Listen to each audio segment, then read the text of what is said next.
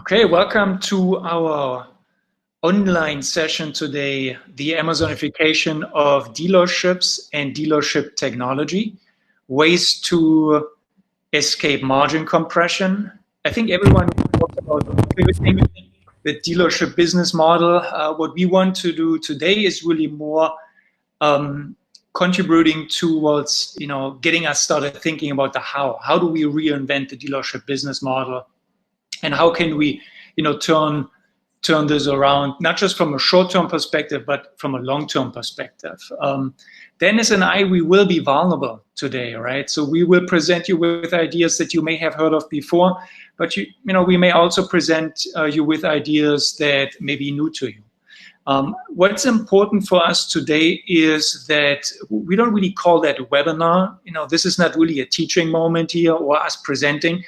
We want to have this really as a conversation with you, really as a dialogue. So please be active, ask your questions, use that chat box that you have on the side there to be part of this conversation today.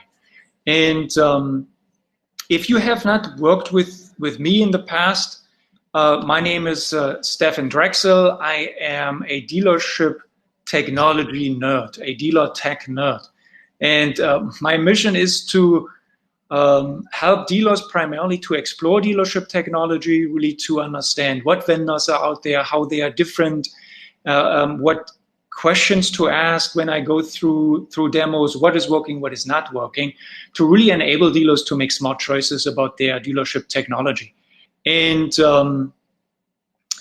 I do that through my website, DealerTech-driven. I do that through my newsletter, and I do that through my webinars. Either the webinars that I co-present, for example, like the one last week at the NADA about digital retailing, where we talked about the online sales process and vendors, and the process and workflow, and again, what questions to ask. Or I do that through my own webinars. And when I do my own webinars, I bring experts, executives that I feel can add a lot of body and substance to our conversation. And I'm very excited to have with me today Dennis Marker. He is the CEO and co-founder of Whip Mobility. Dennis, can you introduce yourself to our dealer audience, please? Absolutely. Thanks, Stefan. Really excited and honored to be able to speak to everyone today. Whip is about making sure dealers win going forward. It's about removing all the friction from the customer experience, and it's about providing each dealership with their own private label native app that encompasses the entire dealership experience. And so we think there's a tremendous opportunity for dealers to win in this post-COVID world. And that's what Whip's about. And again, thanks for taking the time to hear what we have to say. Really appreciate it. Thanks so much, Dennis. Our topics today are mainly about three things, right? We want to introduce quickly this whole idea about the Amazonification and really close that loop, why we titled our session that way. Spend a little bit of time, why is this the right time to reinvent? But then more importantly, really introduce a couple of ideas on how to actually reinvent and how to look at your value proposition from a dealership perspective, and hopefully unlock new ways to generate more revenue and different revenue streams.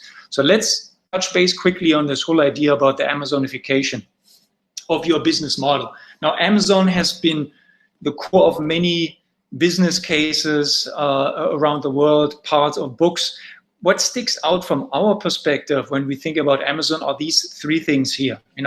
First, really, that is very much user-centric, and not only really about the products that they offer on Amazon, but also how they build trust in their process and how they give control away to the user in that end-to-end process, right? Really from a sales perspective, selecting those products, learning about the products, the delivery process, all the way down to returning them, or really getting into this service approach with Amazon through multiple entry points, right? If you have questions, you can ask them on social channels, through the app, on their website, and now even in store, right, with some of the partnerships that they have.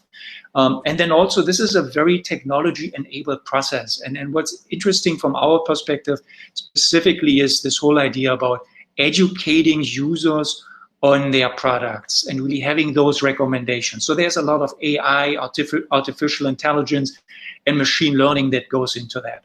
The second point that is interesting here is really this whole idea about creating a frictionless user experience. And that has to do with the mobile-first approach that they have, and also this omni-channel experience that they create.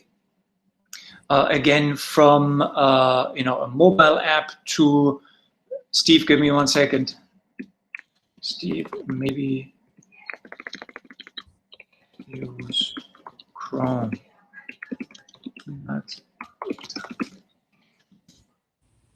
But then also, again, how they circle around the delivery, the return policies. They have quite some innovative channels on how to connect with them. For example, Alexa with voice, and they create that frictionless experience also about their centralized data repository.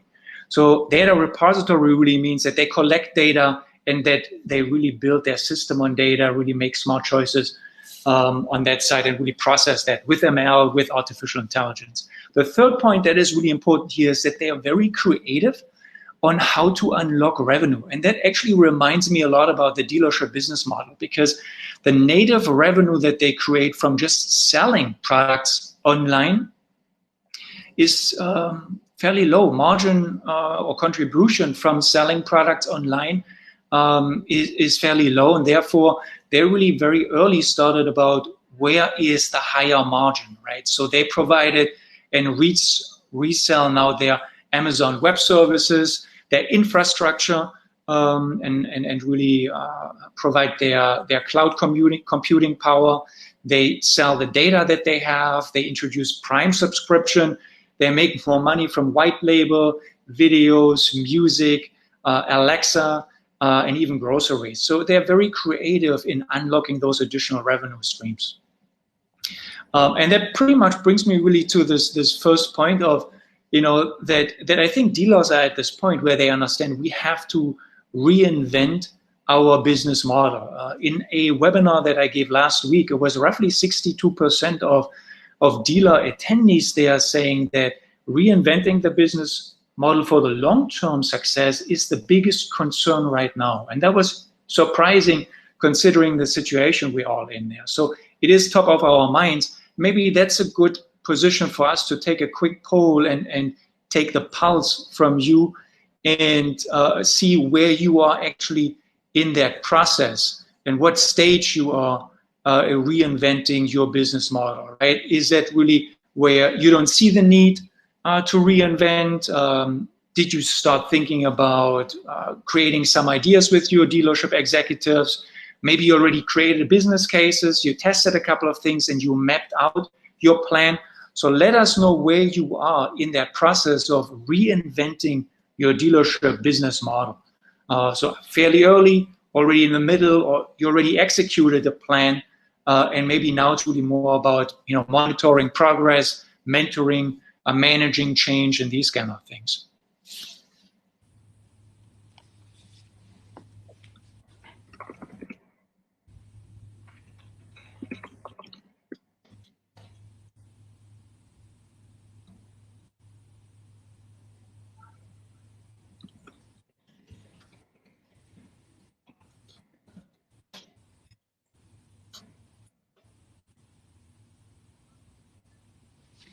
Okay, perfect. Thanks, Steve. Okay, thanks for your feedback. So we had quite some people joining that survey here. So these are the results, and you see that the majority of dealers right now are in that point. What we're trying to do today, really create those ideas. So it's roughly 11 dealers or 23%. We are creating ideas about new dealership value propositions. 2 of them are really in that point of where awareness is created. 6% are stating that they created business cases and they're mapping out their plan right now. So thanks for sharing that. That's a good indicator for us on where you are in that process.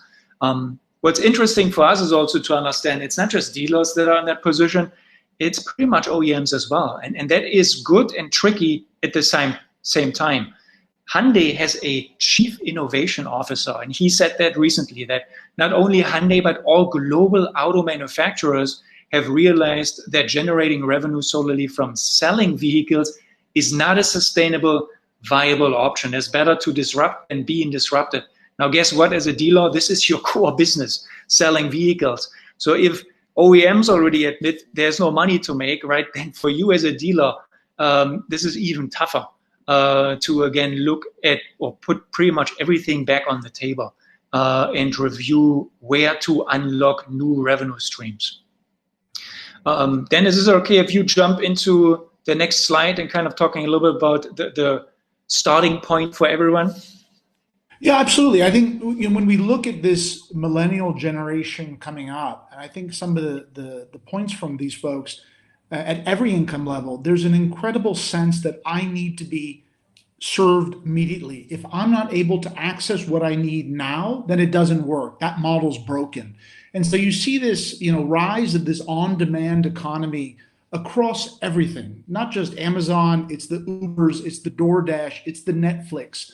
The customer now wants everything now and at their fingertips. And this is being driven by the millennial generation. So I think it's something where, we have to think, how do we serve that customer and that millennial customer the way they want? Because if you can do that, they will be absolutely loyal to you. They won't go to anyone else. They will use you for everything. So I think, even though a lot of us probably aren't millennials, we need to think how they think, which is instant gratification, a little bit of a sense of entitlement. It all must work now perfectly. And I think if we can craft the relationship with the customer like that, the dealers become in a very powerful position. Yeah, I agree. I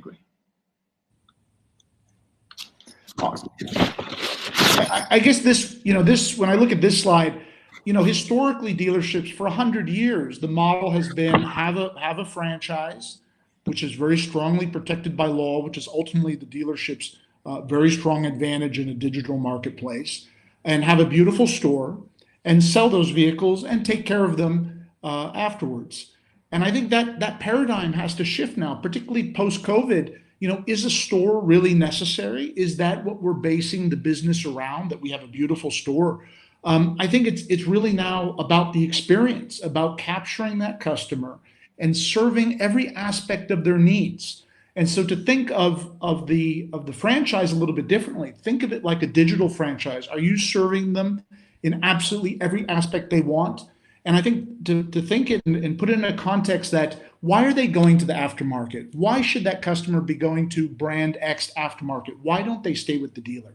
So I think dealers have a very powerful opportunity, an incredible opportunity to own the digital ecosystem if they change the paradigm in which they think. So no longer a store and the customer has to come to the store, but capture that digital ecosystem and serve them completely.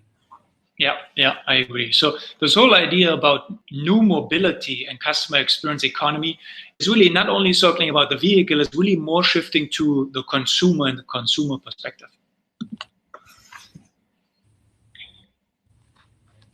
So maybe for us as a starting point, let's do a quick exercise here and generate some ideas and really, let's put on our consumer hats. So if we all think of personal transportation, what are the first things that come to your mind? Even if you're a truck dealer, for example, today, don't think about personal transportation. For you, it's more the commercial transportation then. But really, from a user perspective, from a consumer perspective, and we are all consumers, if you use the chatbots right now, what are the things that come to your mind, really? So for example, for me, I'm in Florida. First thing that comes up to my mind every time I cross a bridge here, I have to pay a toll. Right? Parking is a hassle in Tampa. I don't know how it is with you, but tolls, parking, we just, on this process right now, reviewing our insurance. Like, what other ideas do you have? So you can use your chat box there on the side to just add gas, of course. Yeah, and that will certainly change with EV. Tires, yep.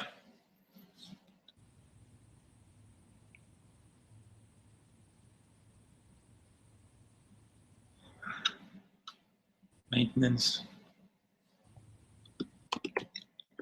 Actually, the first thing my wife always thinks about when she thinks about a car is music. Freedom. Yep. Traffic. Yeah. Very good point, Michael. Please, your home, your vehicle right now is certainly only the last protective spaces that we have, right? So that definitely is something that gets more and more important. Yep. Second home.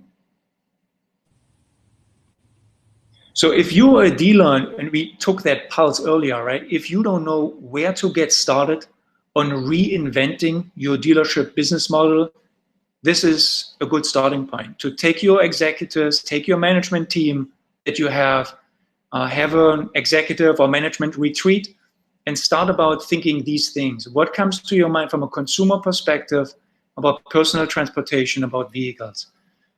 Access to income, second home. So these are great ideas. So thanks for sharing that and doing that exercise with us. But these are technically things that you have to keep in mind as a dealer, because this is where you want to be relevant as a retailer. Keep in mind, margin gets slimmer and slimmer from a selling perspective on your variable side. So you have to find ways to become more relevant in this new mobility economy. And these are great starting points here in general. And we will touch base on quite a few on them. And one of that concepts we want to introduce here, and you probably heard about that, is really this idea about customer experience and customer engagement management. And for many of us, this is somewhat of an empty claim. And just to kind of show that there is actually a return on investment, there is money behind this. This is a survey and research from McKinsey, and they focused on the financial crisis 2008 and 2009, and they separated companies that focused on a customer experience, customer engagement approach versus laggards in that regard. And they found out that the return for shareholders, for companies that approached consumer experience and customer engagement were 3 times higher in comparison to companies that were behind on that. So again, it gives you a competitive advantage. And this is not just something outside of automotive and retail. AutoNation, funny enough, last week announced that Mark Cannon is now the new Chief Customer Experience Officer. And what's interesting here is really that his position is somewhat of an interface between the variable side, the marketing and sales side, the operational side, but then also the technology side for AutoNation. So really bringing those 3 things together. One of the main metrics, not only for dealers, but businesses in general, to measure customer experience and satisfaction is that Net Promoter Score. And this is that typical survey that you receive with a question of, what's the likelihood of you recommending us to your peers and your families and your friends? And it has this scale from 0 to 10. And if you vote 8, 9, 10, then you are a promoter. And if you vote below 5 or 6, then you are a demoter. So naturally, if that scale here is negative, then you have more demoters than you have promoters. So you have then more people saying that likelihood is fairly slim that I recommend you.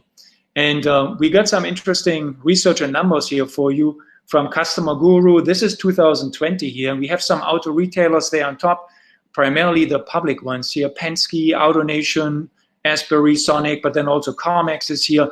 You see in general fairly low customer satisfaction Net Promoter Scores. Well, if you look then in the middle here with your OEMs, the Fords, the Toyotas, you're now looking at a range from 28 to 49. And then we also added some additional maybe customer experience leaders more towards the end. Maybe not even the Tesla, but if you look at Costco, Trader Joe, YouTube, those are fairly high customer experience scores. And again, those tend to be companies that have a fairly high customer experience approach. Now, this is general customer satisfaction. Cox did some research on how that really translates into the automotive retail world. And this is what they came back with. probably not so pricey here. The scale is a little different. The closer you get to 10, then that means the more effort you should be putting into really, change customer perspective and perception, and really, improve the customer experience. And service and acquisition or sale, the buying journey, at fairly higher rates, so not good. In other words, there's a lot of potential here to improve. The main things of the ideas that we will introduce today circle around this idea of a customer engagement loop or customer experience loop.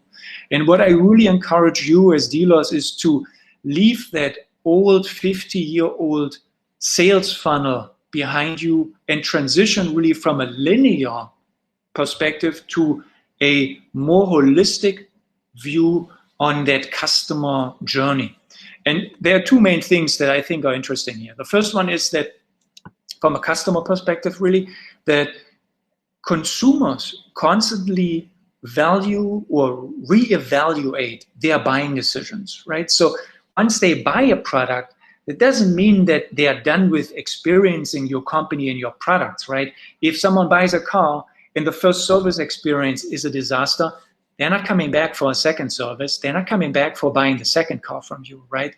Or second vehicle, or doing a second lease or whatsoever. So you have to think of that not as a process that has a beginning and an ending, but you have to think of it really as a closed customer experience loop.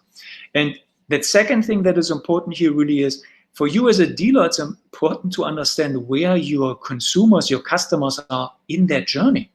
So are they in that research, vehicle search stage, or are they really closer into building that deal up, or may they go back from your website to the classifieds to look at maybe not as a new vehicle but a CPO. So you constantly have to evaluate where are they to serve them up and really be relevant wherever they are, right? To send the right messages. If they are deep into the deal building, to retargeting them. Hey, I'm giving you another $500 discount, right? Or I give you a higher trade-in. Or if they are in, the servicing stage and you see that they have fairly high customer satisfaction, or you see CSI scores coming back, have you asked them for a referral, right? Or, advocating for you as a dealership. So these are important things.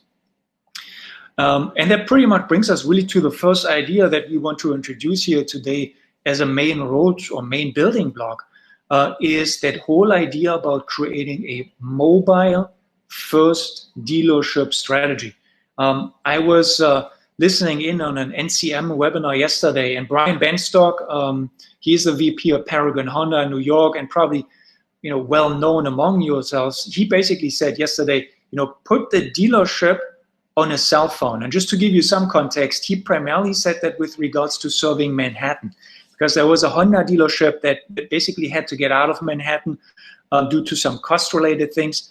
And they were thinking about, how can I be relevant for my customer or consumers in Manhattan? So he was specifically talking about, let's do it like Starbucks, right? We have to be on every corner.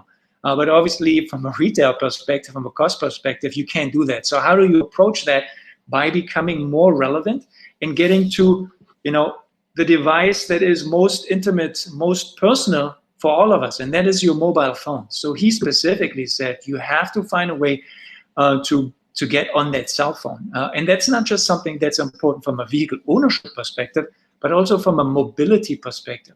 All mobile or mobility first things are on your mobile app. Think about Carvana, CarMax, Uber, Lyft, Hyundai with their Blue Link, the AAAs, right? Everyone is on that mobile app. So the use cases here are charging, navigation, music and entertainment, right? Your insurance, your roadside assistance. So from a consumer perspective, you have to be relevant, and your phone is a fantastic channel for that. In addition to that, before I let Dennis kind of share some of his thoughts here as well, is when you think of this customer experience loop again, and really that the task for you as a retailer is to connect all those dots, then technology is a way for you to enable or be enabled to do that. But our industry is not really very well known for connecting the dealership technology stack, right? You can probably wait for the CDKs and the Reynolds and the Fortellas for another 10 or 20 years to solve that problem. I'm not very optimistic on that regard. So it is your responsibility as a dealer to find a solution and not wait for them to figure that out, because we will wait again for the next 10 to 20 years on that. So mobile and a mobile phone approach gives you the opportunity to kind of create almost a second platform for that customer experience. Now, you still need integration points into the DMS and other applications here. But Brian Benstock yesterday said, a frictionless experience is different on how we do it internally and what the customer experiences. So when he talked about his app, the Paragon app, and his approach, he basically talked about, was a Frankenstein approach with 3-4 different applications in the background. So again, what's important for you is to have a mobile app or platform potentially, tying a lot of those things together and really serve that up for a more frictionless consumer experience. Dennis, what do you think about that? Yeah, absolutely. Where WIP makes a difference is that we have a plug and play platform that hooks into the DMS that gives a phenomenal customer experience for your customers. So it's about each franchise dealership having in their name an Uber, Amazon, Netflix app that interfaces. So the whole idea here is migrating that customer base into your app. And I think the most powerful relationship a business can have with a customer these days is to have your brand on their phone. And that's what WIP empowers. And I think there's a couple other elements here. It's about relevance.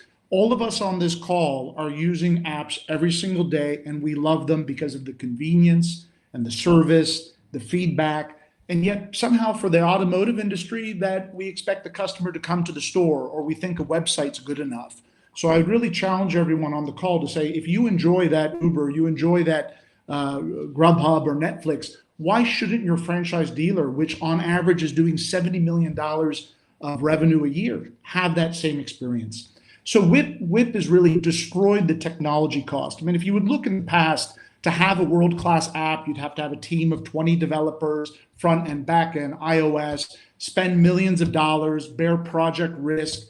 Those days are gone. With SaaS technology, we're able to lower the cost of ownership to a 98% reduction in cost. So it's about taking this digital native app experience, putting it in the dealer's name, the dealer putting all their products and services through that platform.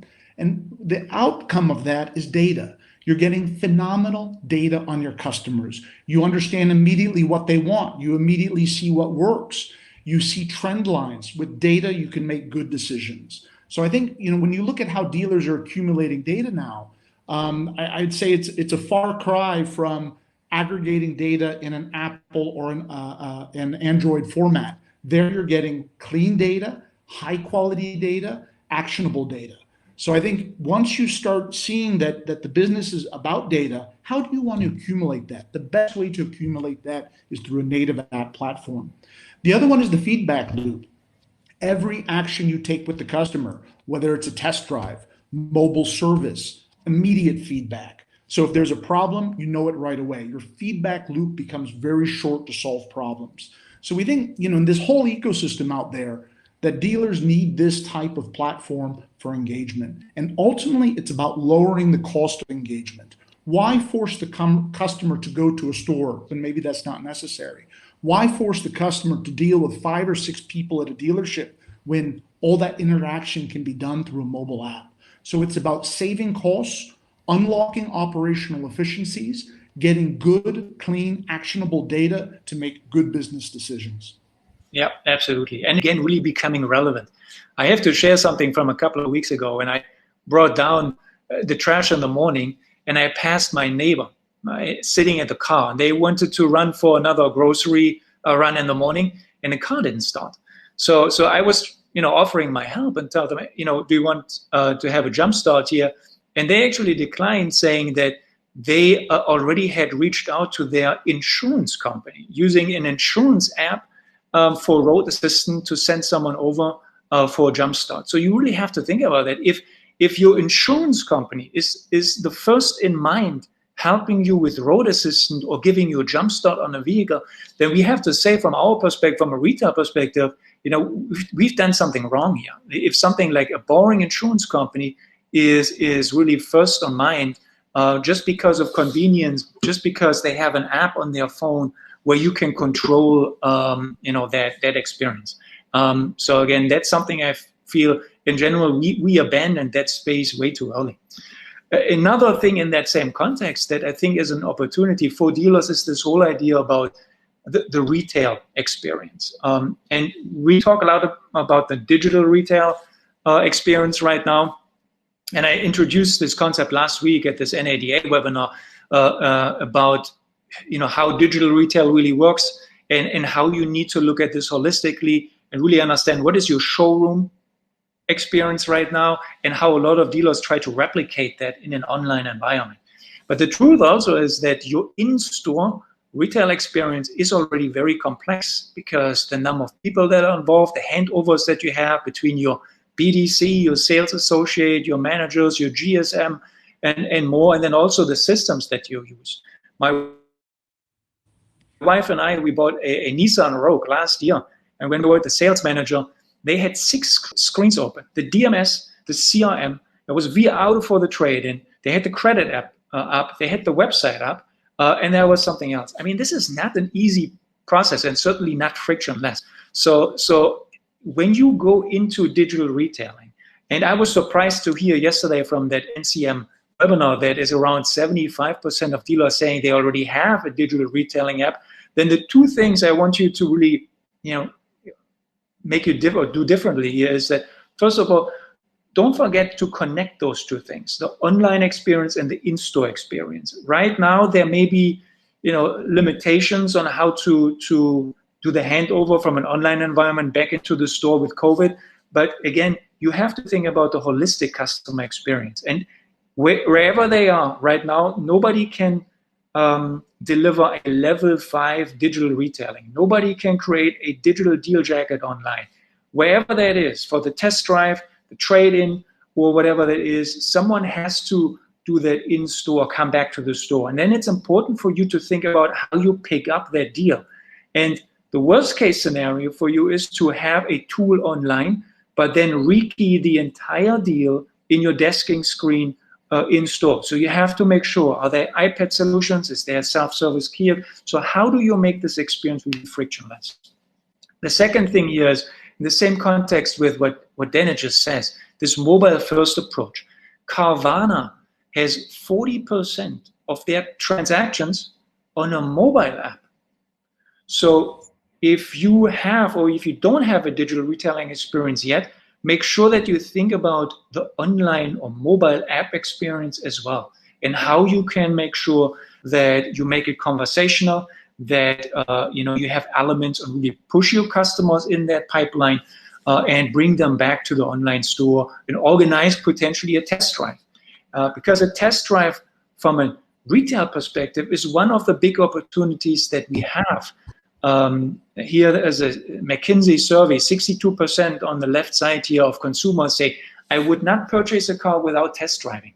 So the test drive is important because a Carvana or an online first business model has a tough logistic problem here to solve. While from a retail, from a dealership perspective, this is something that we can solve with the right technology. Again, potentially like a mobile app, that you make it very transactional to get that test drive done.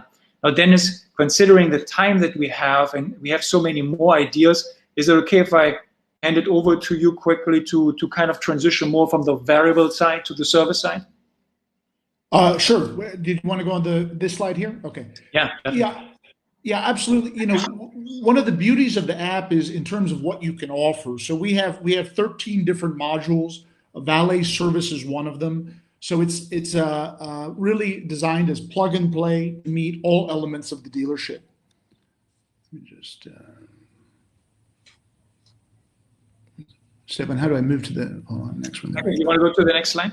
Yeah, how do I do that? Sorry. Maybe just kind of so quickly, Ed, when you think about service pickup and delivery, right? Brian Benstock, he shared yesterday that last year in 2019, they did 24,000 trips with their service pickup and delivery app. And this is not only an app that improves your existing dealership experience, but also this is actually a customer acquisition tool for them. So he actually gains quite a few new customers from that service pickup and delivery app that is open to everyone.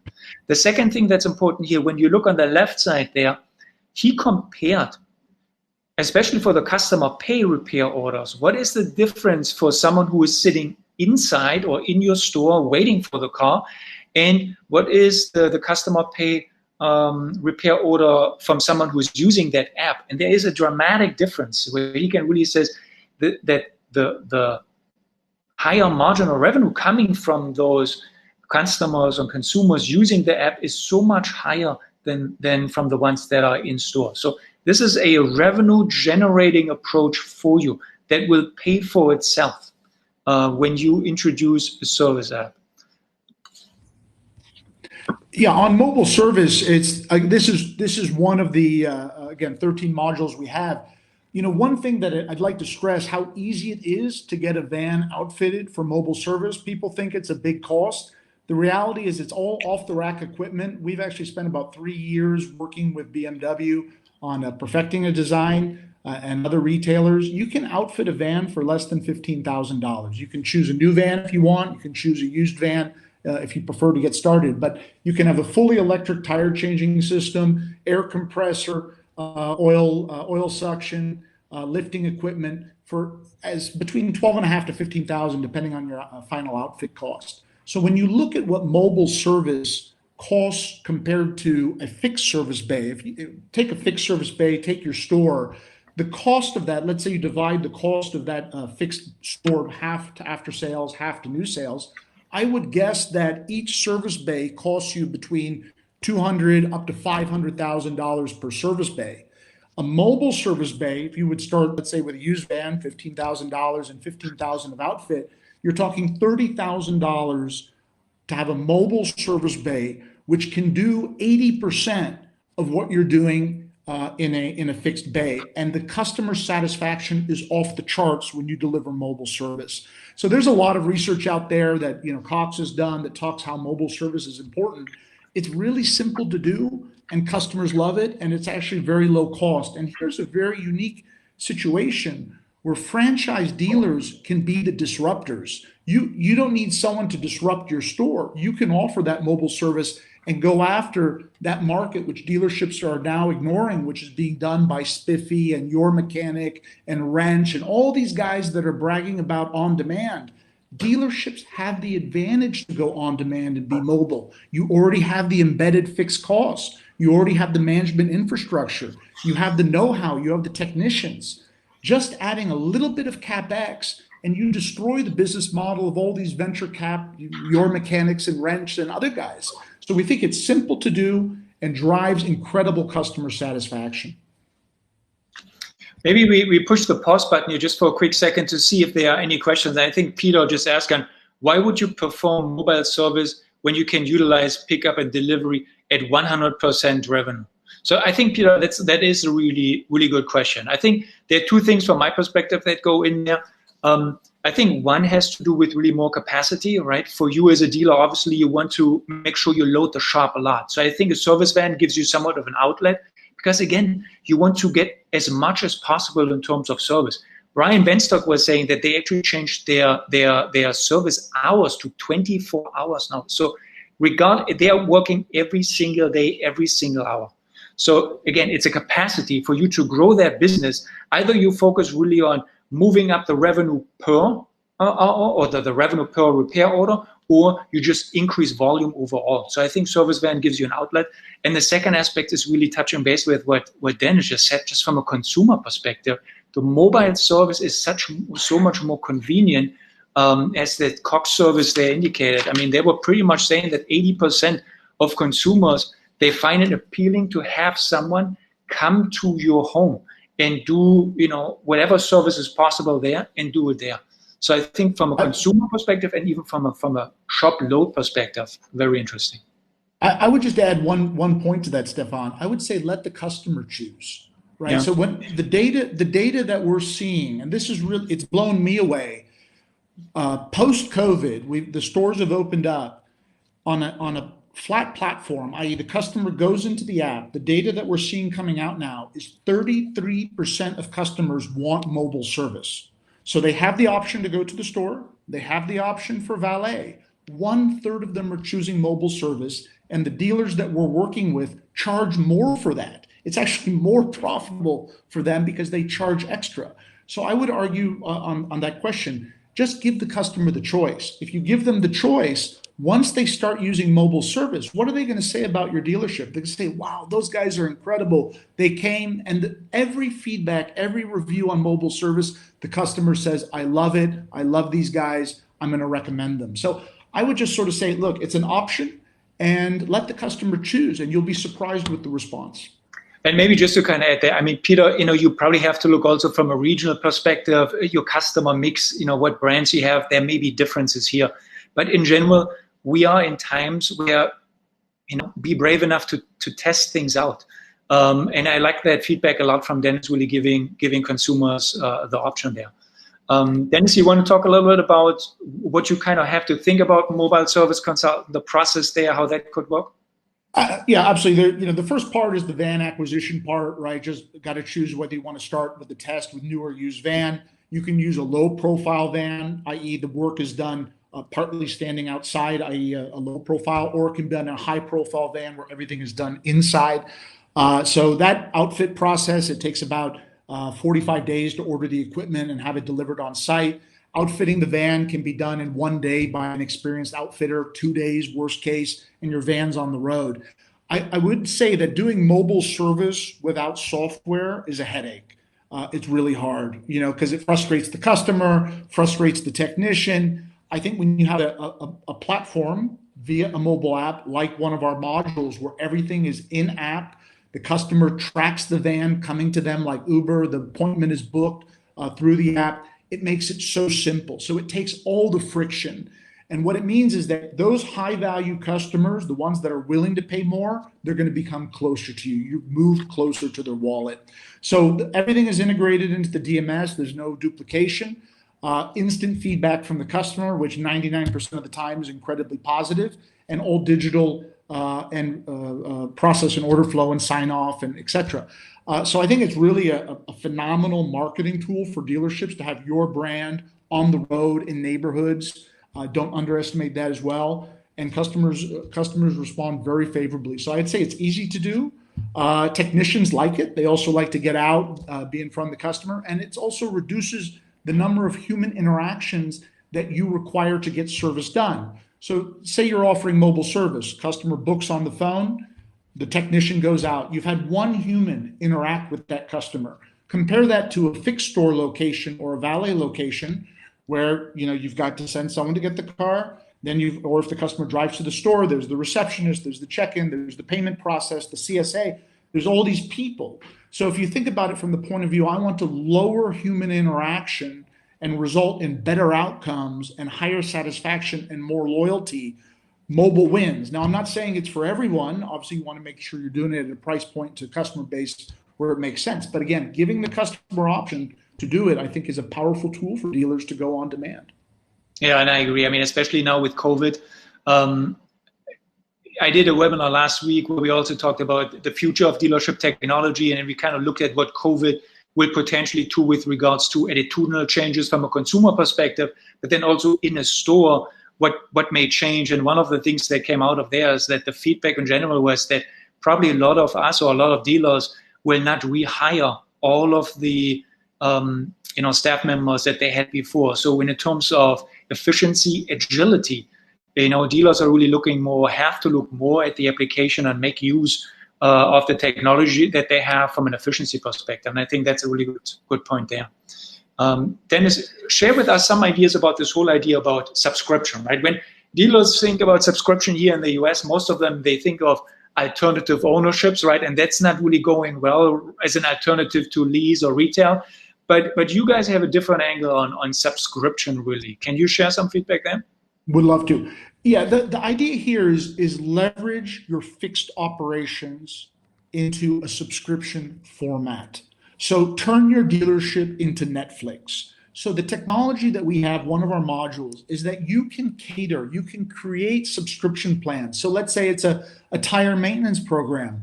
Maybe it's extended warranty. So instead of a dealership taking somebody else's product, like a warranty group or these other warranty programs that are available, and selling that and clipping a commission, what about actually you offering your own extended service program, your own local car disinfection program, car wash program, tire service program, that you can start collecting money through subscription charged on the customer's credit card every month? And you can tailor to an infinite number of programs. If let's say you want to tailor something to Series 7 BMW customers or Ford F-150 pickup customers, you can tailor it. So the technology is there for you to create those programs through our app. So we think it's a very powerful tool for dealerships to turn themselves into a Netflix and leverage those fixed operations and ultimately generate a recurring stream of revenue that you can count on. So we think it's a powerful tool. And again, it's one of those modules in our app. So think of right now with COVID-19 that, vehicle disinfection, air cleansing, that's a topic, top of mind of everyone, of your consumers. Maybe you can cater towards that need that everyone has right now, and maybe turn that into a subscription idea. Obviously being sensitive about it, right?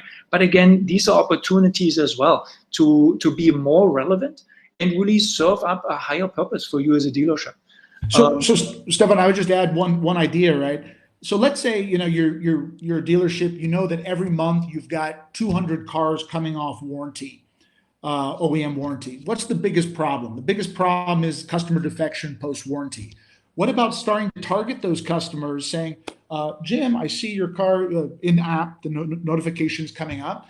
Take a look at our extended service programs. You present a basket.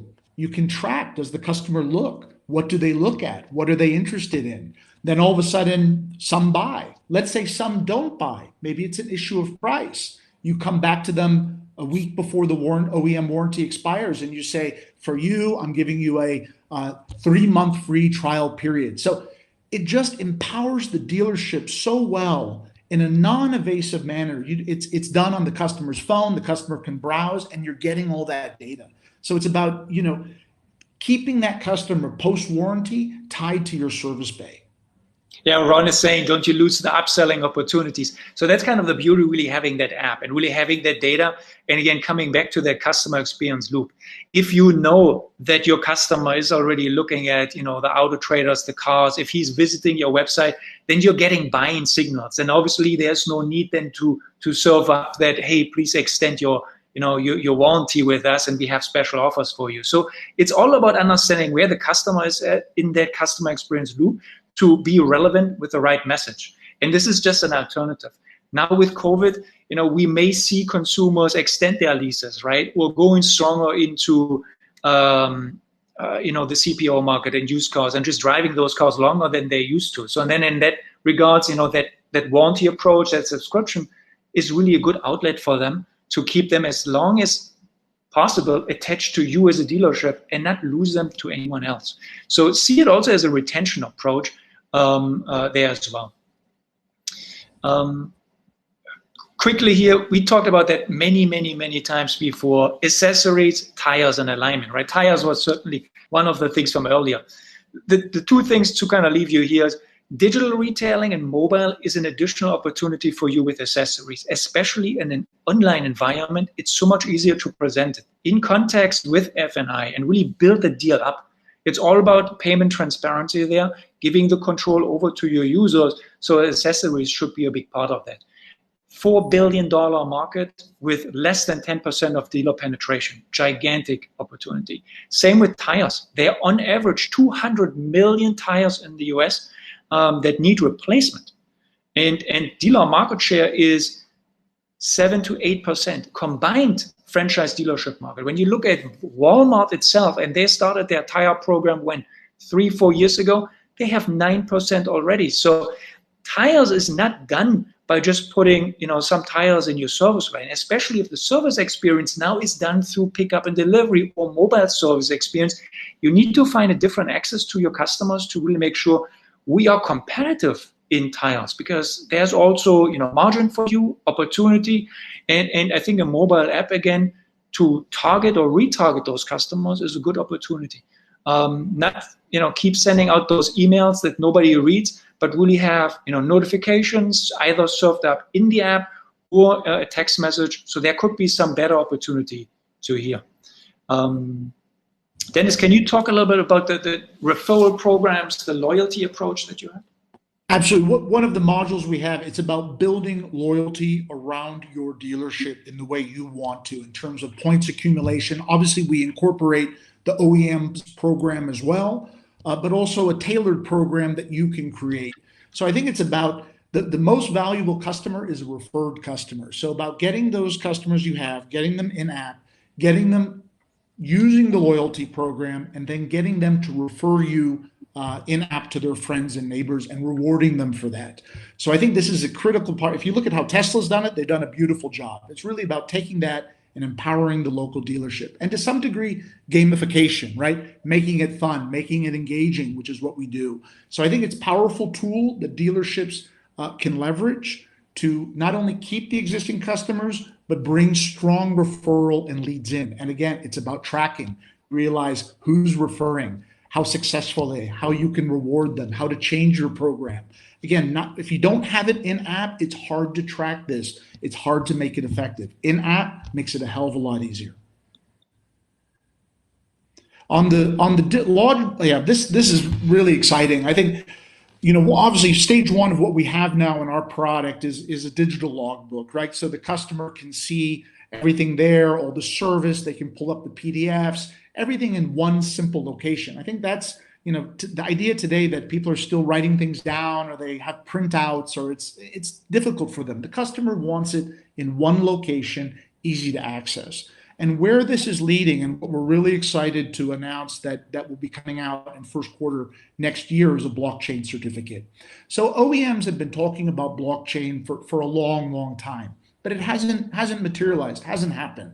And the reason why it hasn't happened is they haven't incorporated dealers, and they haven't incorporated the customer in a digital app and putting all that together. Once you have the dealer, the strong franchise dealer that provides the service, and you have the customer with an app that sees all the digital logbook, when you introduce blockchain into that, it ties the two very closely together. So we think this is a powerful tool to stop defection post-warranty, because all of a sudden that OEM warranty expires. Is the customer really going to immediately go to the Meineke or these aftermarket guys? Because they're going to realize, wait, my blockchain certificate is not being updated.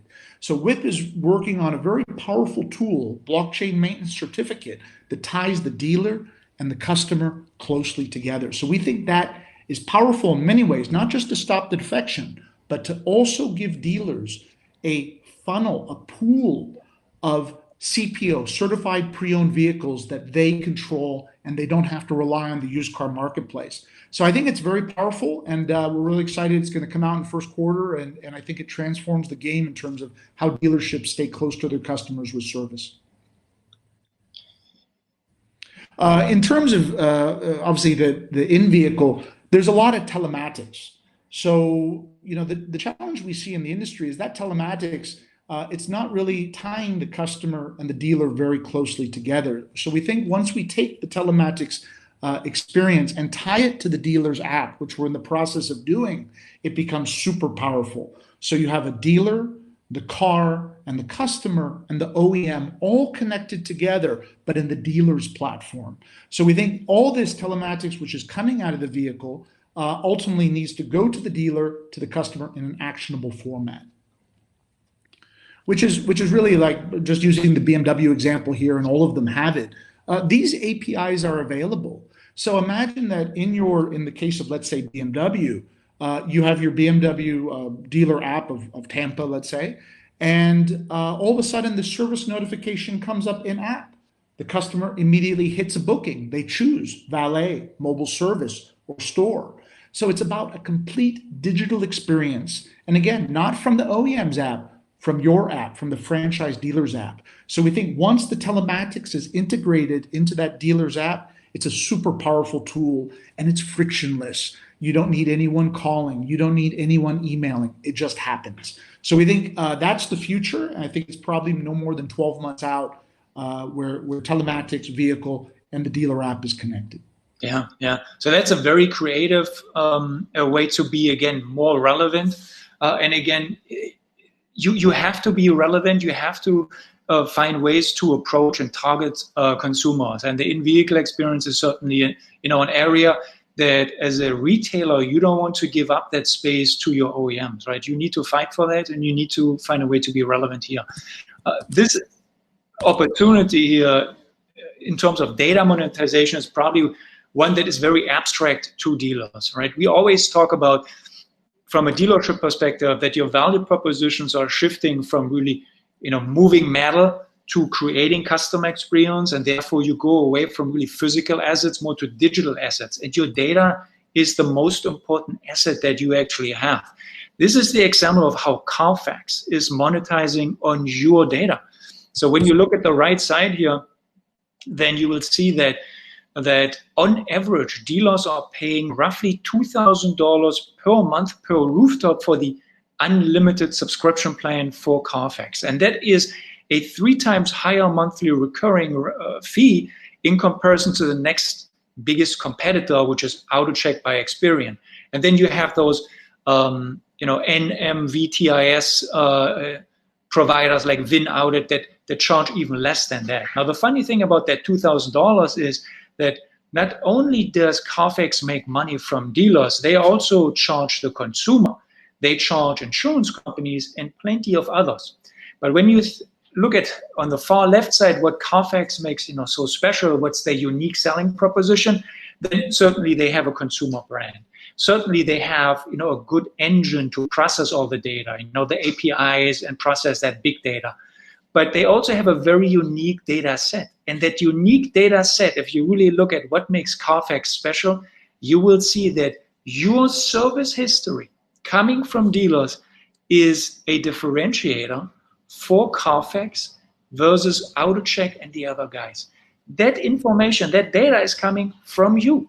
So I'm not here to bash Carfax. I think this is an ingenious business model, but you also have to realize that you have the privilege to pay a premium price to Carfax to serve them a differentiator in comparison to the other guys to make them even more expensive and give them more revenue opportunities. Because your insurance companies, for example, what they do now is they take your dealership service history, they go back to your consumers, and apparently there are some correlations that show if a consumer is not following the recommended service menus, either from the OEM or the dealership, they will receive a higher premium from the insurance company.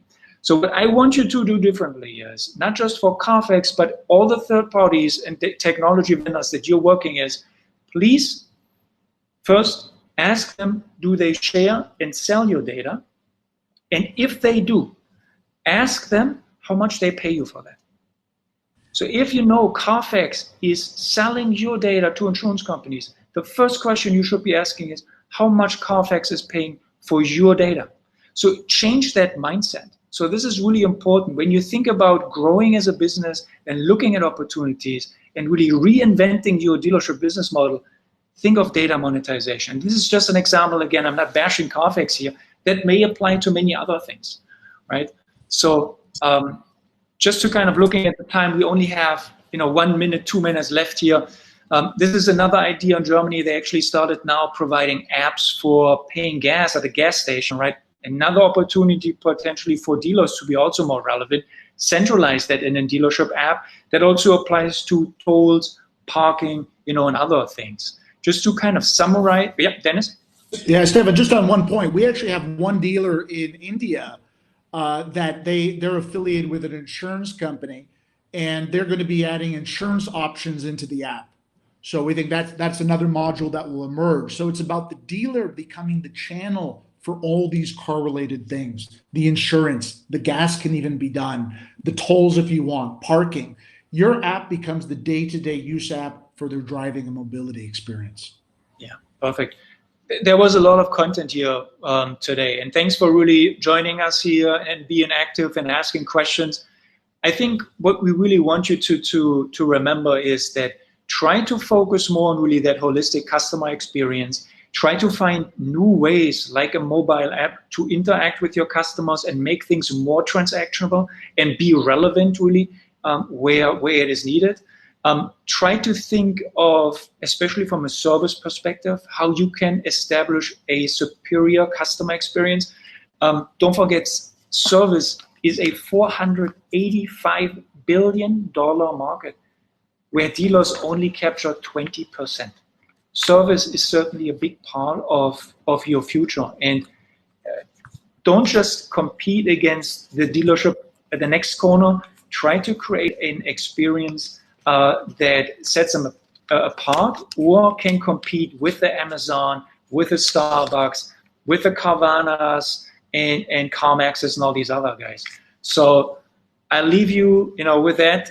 Thanks for joining today, Dennis. Thank you for your support and for sharing your insights and your product here.